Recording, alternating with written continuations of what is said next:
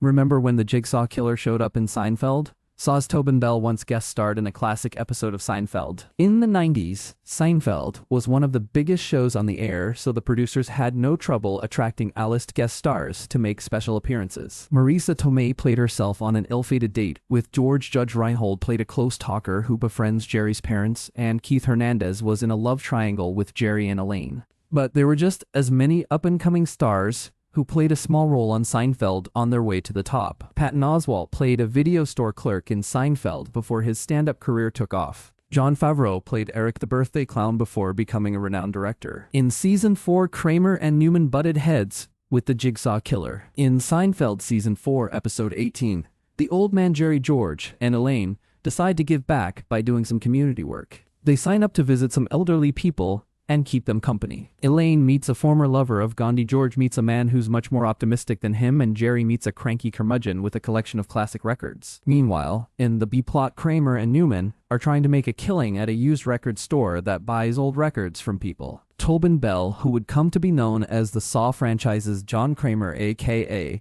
the Jigsaw Killer, played the proprietor of the store that they were trying to sell the records to. When they learn that Jerry's elderly companion has a massive record collection, Kramer and Newman plunder the records and bring them to the used record store, but it doesn't exactly go to plan. The clerk deems that the old man's records are worthless, and Kramer and Newman get into a heated altercation with him across the counter. While Bell doesn't have many funny lines to deliver in his Seinfeld episode, Hes still hilarious in this role because Hes a great foil for Kramer and Newman. Seinfeld's cast is made up of such colorful comic characters that the guest stars didn't have to affect a big, wacky comedic persona. Sometimes the best guest stars simply played the straight man reacting to the main cast's wackiness.